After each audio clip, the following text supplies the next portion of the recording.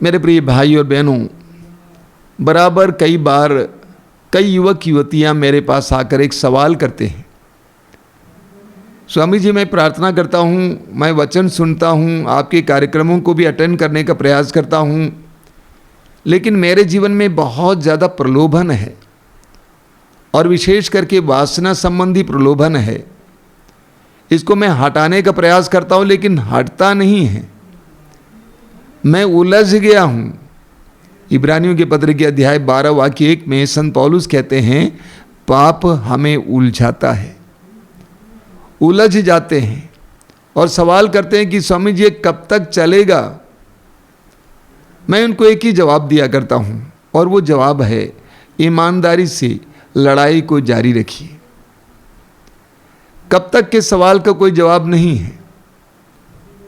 एक बहुत सुंदर बात है, एक बार एक 25 साल का युवक 75 साल के एक वृद्ध सन्यासी के पास गया और कहा कि महाराज ये बताइए, मेरे जीवन में बहुत परीक्षाएं होती हैं, प्रलोभन होता है, इन प्रलोभनों से मुझे कब छुटकारा मिलेगा, कब ये प्रलोभन बंद हो जाएंगे। सन्यासी जी ने कहा कि बेटा मैं 75 साल का हो गया हूँ, मैं भी यही सवाल कर रहा हूँ। हम प्रलोभन से बच नहीं सकते, प्रलोभन हमेशा रहेगा, जीवन के अंत तक रहेगा। हाँ, प्रलोभन का रूप बदलेगा, मात्रा बदलेगी, हमारे जीवन के अंत तक कोई ना कोई प्रलोभन रहेगा। जैसा कि मैंने कहा, मात्रा बदल सकती है, रूप बदल सकता है। आप जानते हैं वृद्धावस्था में कई लोगों में एक बहुत बड़ा प्रलोभन है, जीवन को अंत करने का प्रलोभन, निराशा का प्रलोभन, और ये तो सबसे खतरनाक प्रलोभन है। तो हम प्रलोभन से दूर नहीं रह सकते। इसीलिए प्रभु यीशु मत्ती के सुसमाचार के अध्याय 18 उसके वाक्य 7 में कहते हैं, प्रलोभन अनिवार्य है। प्रलोभन अनिवार्य है, यानी प्रलोभन रहेगा। इसीलिए प्रभु यीशु ने जब प्रार्थना सिखाई, हे हमारे पिता की प्रार्थना, तो प्रभु ने कहा कि इस तरह प्रार्थना करो, हे हमारे पिता जो स्वर्ग में है। आगे हम पढ़ते हैं, प्रभु ने कहा इस तरह प्रार्थना करो, हमें परीक्षा में गिरने ना दे परंतु बुराई से बचा। हमें परीक्षा में गिरने ना दें परंतु बुराई से बचा। यानी परीक्षाएं रहेंगी, प्रलोभन रहेगा। प्रभु यीशु के जीवन में प्रभु यीशु ने स्वयं प्रलोभनों का सामना किया। वचन में लिखा हुआ है, 40 दिन और 40 रात जब प्रभु यीशु मरु प्रदेश में, निर्जन प्रदेश में उपवास और प्रार्थना में लीन थे, उस समय उनका बार बार प्रलोभन हुआ। कई प्रकार का प्रलोभन उनके जीवन में आया। आगे हम पढ़ेंगे, 40 दिन और 40 रात के उपवास और प्रार्थना के बाद जब पवित्र आत्मा से भरकर प्रभु यीशु बाहर आ जाते हैं, उस समय भी प्रलोभन करता उनके सामने आ जाता है, उनका प्रलोभन करता है। क्रूस पर लटकते समय भी प्रभु यीशु का प्रलोभन हुआ। उनको चैलेंज किया गया कि यदि तू ईश्वर का पुत्र है तो इस क्रूस पर से नीचे उतर आओ। तो प्रभु यीशु को स्वयं प्रलोभनों का सामना करना पड़ा। पेतरुस के पहले पत्र के अध्याय 5 वाक्य 8 में पेतरुस कहते हैं, आपका शत्रु शैतान दहाड़ते सिंह की तरह विचरता है। आपका शत्रु शैतान दहाड़ते सिंह की तरह विचरता है, ढूंढते रहता है कि किसे फाड़ खाएं। यानी प्रलोभन करता शैतान चुपचाप नहीं बैठा हुआ है, बल्कि दहाड़ते सिंह की तरह दौड़ते रहता है, विचरते रहता है, ढूंढते रहता है कि किसे फाड़ खाएं। और ये भी समझ लीजिए, कोई भी ऐसा स्थान नहीं है जहां पर प्रलोभन नहीं आ सकता है। बताइए, उत्पत्ति ग्रंथ के सुंदर कथा में, उत्पत्ति ग्रंथ अध्याय 3 में हम पढ़ते हैं कि आदन बगान में प्रलोभन करता आता है। अगर आदन बगान में प्रलोभन करता आ सकता है, निर्जन प्रदेश में उपवास और प्रार्थना में लगे प्रभु यीशु के पास प्रलोभन करता आ सकता है, तो आप और मेरे पास प्रलोभन करता क्यों नहीं आएगा? जरूर आएगा। तो प्रभु यीशु कहते हैं प्रलोभन अनिवार्य है। हम कैसे प्रलोभनों का सामना करें, इसके बारे में हम संत पौलुस से सुनेंगे। संत पौलुस तिमोथी के दूसरे पत्र के अध्याय 4 उसके वाक्य 7 में इस तरह कहते हैं, मैं अच्छी लड़ाई लड़ चुका हूं, अपनी दौड़ पूरी कर चुका हूं और पूर्ण रूप से ईमानदार रहा हूं। पौलुस कहते हैं मैं अच्छी लड़ाई लड़ चुका हूं, अपनी दौड़ पूरी कर चुका हूं और पूर्ण रूप से ईमानदार रहा हूं। पौलुस ये नहीं कहते हैं कि मैं अपनी लड़ाई में जीत चुका हूं, बिल्कुल नहीं। पौलुस कहते हैं कि मैं अच्छी लड़ाई लड़ चुका हूं, अंत में कहते हैं मैं पूर्ण रूप से ईमानदार रहा हूं। और प्रभु ईश्वर आज हमसे भी यही कह रहा है, अच्छी लड़ाई लड़ो। हमारा काम है लड़ाई लड़ना, जीतना हमारे वश की बात नहीं है। प्रभु यीशु ने शैतान पर जीत पाई, संभवतः अंत में हमें जीत मिलेगी, लेकिन हमें अच्छी लड़ाई लड़नी है। देखिए संत पौलुस क्या कहते हैं। संत पौलुस कहते हैं एफेसियों के पत्र के अध्याय 6 वाक्य 12 में, आपने बार बार सुना है, पौलुस कहते हैं हमें निरे मनुष्यों से नहीं बल्कि इस अंधकार में संसार की अधिपतियों, अधिकारियों तथा शासकों और आकाश की दुष्ट आत्माओं से संघर्ष करना पड़ता है। हमारा ये जीवन एक संघर्ष है, हमारा ये जीवन एक लड़ाई है, एक जंग है। हम इससे भाग नहीं सकते हैं। वचन में लिखा हुआ है, कोरिन्थियों के दूसरे पत्र के अध्याय 12 में पौलुस ने प्रभु से कहा, वाक्य 8 से आप पढ़ेंगे, प्रभु से कहा कि प्रभु मेरे अंदर जो कांटा है, कोई ऐसी समस्या थी जिससे पौलुस बहुत ज़्यादा परेशान था। पौलुस ने प्रभु से कहा कि प्रभु इस कांटे को निकालिए। पौलुस कहते हैं कि मैंने 3 बार या बार बार प्रभु से कहा। प्रभु ने क्या कहा, मेरी कृपा तुम्हारे लिए पर्याप्त है, मेरी कृपा तुम्हारे लिए पर्याप्त है। संत पौलुस अपने जीवन में लड़ाई लड़ते थे, अपने जीवन में संघर्ष करते रहे। पौलुस कहते मैं ईमानदार रहा, पूरी तरह से ईमानदार रहा, यही हमारा काम है। प्रकाशना ग्रंथ के अध्याय 2 वाक्य 10 में प्रभु कहते हैं कि तुम्हारे ऊपर बहुत सारे अत्याचार होंगे, लेकिन अंत तक ईमानदार बने रहो, अंत तक ईमानदार बने रहो। तो ये लड़ाई लड़ना हमारा काम है, जीवन के अंत तक लड़ाई लड़ना हमारा काम है। शैतान से लड़ना, प्रलोभनों से लड़ना, परीक्षाओं से लड़ना हमारा काम है। अलग अलग परीक्षाएं हमारे सामने आ सकती हैं, वासना संबंधी परीक्षाएं, धन संपत्ति संबंधी परीक्षाएं, हमारे अंदर कई प्रकार के लालच आ सकते हैं, निराशा, उदासी, घमंड, स्वार्थ, विभिन्न प्रकार की परीक्षाएं हमारे सामने आ सकती हैं। उन सारी परीक्षाओं में प्रभु कहते हैं, प्रभु का वचन कहता है कि हमें लड़ना है, संघर्ष जारी रखना है। और इस लड़ाई को लड़ने के लिए एफेसियों के पत्र के अध्याय 6 वाक्य 10 में संत पौलुस क्या कहते हैं, अंत में यह आप लोग प्रभु से और उसके अपार सामर्थ्य से बल ग्रहण करें। ये लड़ाई लड़ने के लिए हमें कहां से सामर्थ्य प्राप्त करना होगा? प्रभु से और उसके सामर्थ्य से, उसके आत्मा से। प्रभु से और उसके आत्मा से सामर्थ्य पाते रहें। ये लड़ाई लड़ने के लिए हमें ईश्वरीय सामर्थ्य की जरूरत होती है। हमारी मानुषिक शक्तियां टूट जाती हैं, शिथिल हो जाती हैं, हमें ईश्वरीय सामर्थ्य की जरूरत होती है।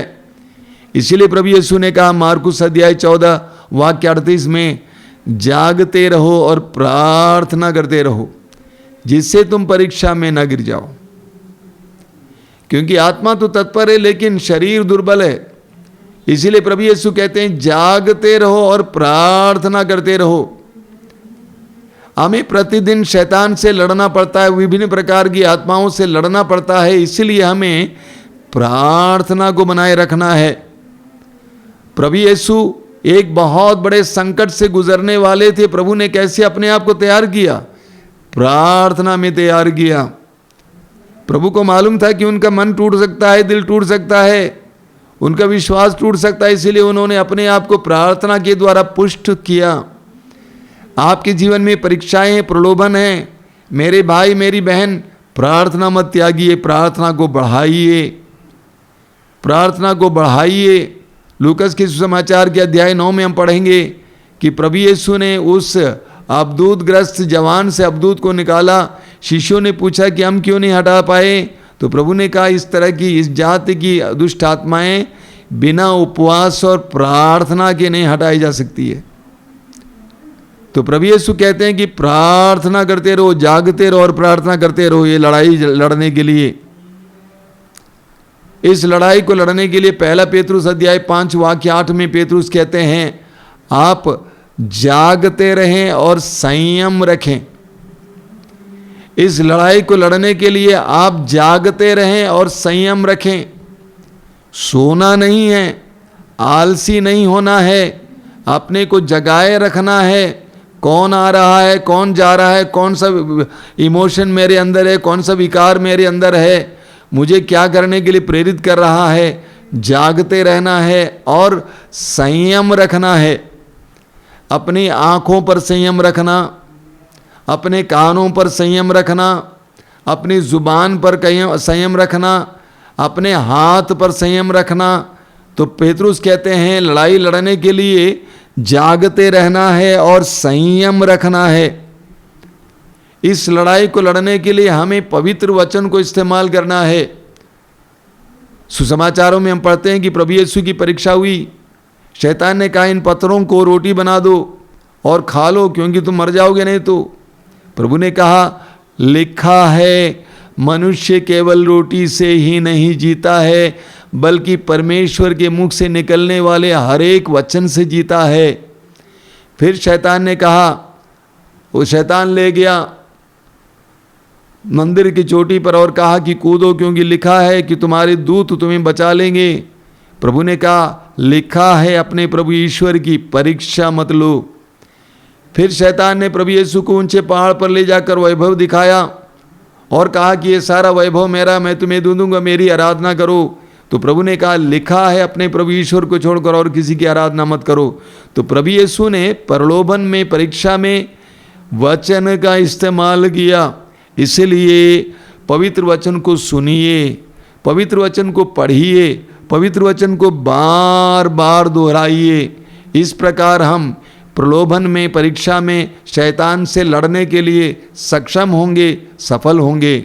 कभी हार नहीं मानना चाहिए, कभी हार नहीं मानना चाहिए। जिस समय आप हार मानेंगे उस समय आप बर्बाद हो जाएंगे। हार नहीं मानना चाहिए। मैं कई कैथोलिक भाई बहनों से कहता हूँ आपके पास एक बहुत सुंदर संस्कार है, पाप स्वीकार का संस्कार, मेल मिलाप का संस्कार। बार बार संस्कार को ग्रहण कीजिए। कई लोग बोलते हैं स्वामी जी वही पाप बार बार करते हैं तो बार बार कैसे पाप स्वीकार करें। बार बार पाप स्वीकार करते जाइए, तब तक पाप स्वीकार करते जाइए जब तक कि आप शैतान को ना परास्त करें।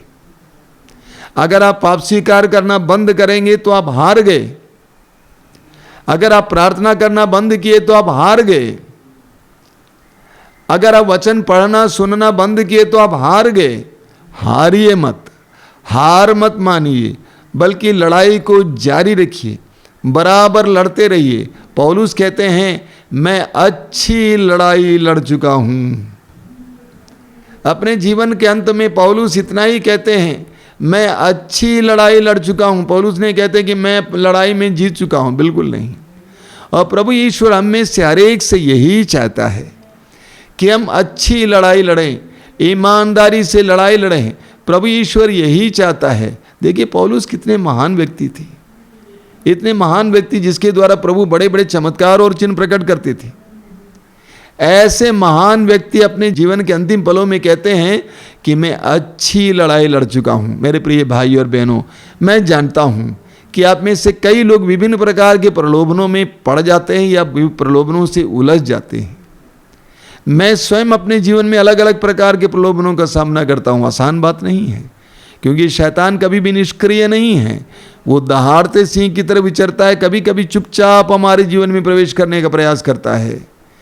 अय्यूब के बारे में सोचिए। अय्यूब इतने बड़े भक्त थे, धनी थे, उसके जीवन में शैतान ने उसके विश्वास को तोड़ने के लिए कितनी विपत्तियां लाई, लेकिन अय्यूब टूटा नहीं, विश्वास में बने रहे। इसी तरह हमें भी अपने जीवन में प्रलोभनों का सामना करना है, ये स्वीकार कीजिए कि प्रलोभन अनिवार्य है।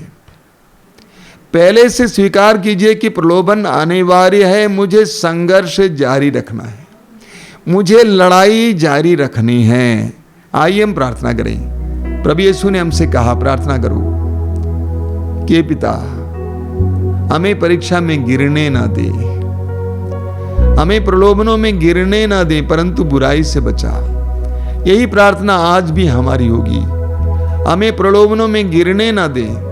प्रलोभन होंगे हम जानते हैं, लेकिन उन सारे प्रलोभनों के सामने उसी तरह बर्ताव करने की कृपा दे जिस तरह तेरे पुत्र यीशु ने बर्ताव किया। तेरे पुत्र यीशु ने शैतान से कहा, हट जाओ शैतान, हट जाओ शैतान, और हट गया शैतान।